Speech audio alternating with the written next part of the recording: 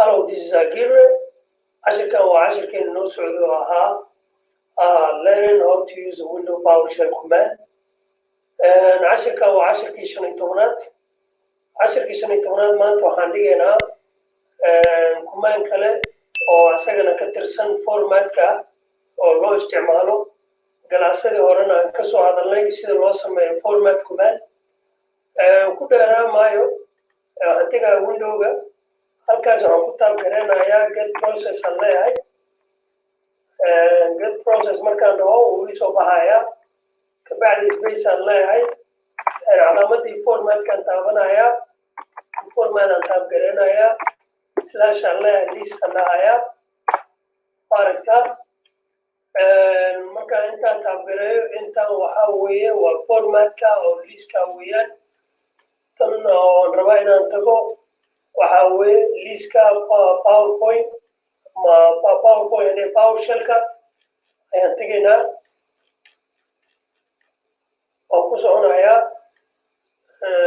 ilaa aan ka tegayo ilaa aan ka arkayo powershellka.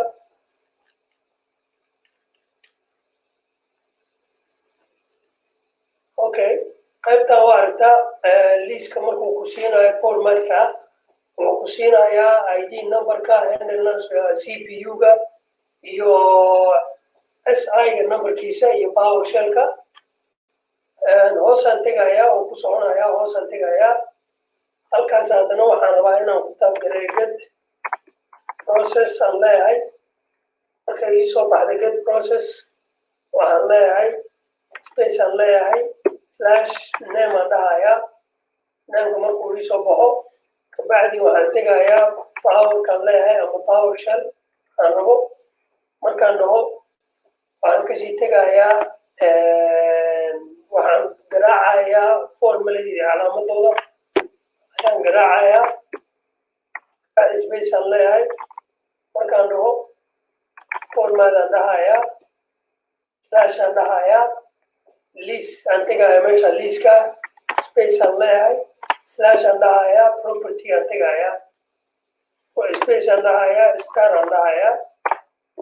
Waa aragtaa tano waa propertyga oo listka ah uu ku siinayo saa hadda u aragtaan halkaas standardka.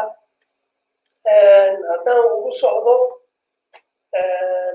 socdo hoos waxaan leeyahay qaybtaan kale aan tegayaa hoos aan tegayaa haddana waxaan rabaa qayb kale aan rabo inaan garaaco oo ayadana ah format table inaan garaaco.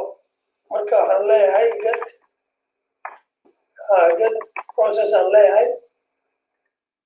Get process markaan dhaho slash aan leeyahay haddana name aan dhahayaa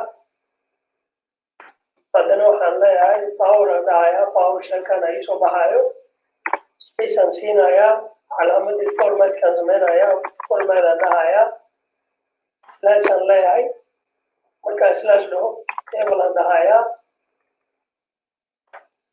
aragtaa asagana sidoo kale wuxuu siinayaa tableka oo formatka oo commandka ah. haddii aan kor u qaado halkaas waxaan leeyahay haddana intaan tirtiro aan kor u qaadaan list aan leeyahay intaan taabanayaa waa aragtaa haddana listku siinayaa listka hadda intaan ka hadlayay. haddaan kor u wado hoos flaarta haddaan kor u wado halka haddaan tago aan flaarta kor iyo hoos wado inta waxaan sameeyo tusinayaa. marka cashirkan waa cashir gaaban waayo waa cashirkeeni 15aad oo aan ka hadlaynay waxyaalaha formatka window PowerShell ay qabtaan. ku dheeraan mayno cashirkan 15aad waxaan kuli ku jirnaa qaybtii formatka oo window PowerShell commandka loo isticmaalayay. haddaba haddaa cashirkan ku cusub tahay ama janankan aan ku cusub tahay subscribe-ka noo saar like-ka dheh comment ka bixi waxaan isku arki doonaa galaaskeena dambe.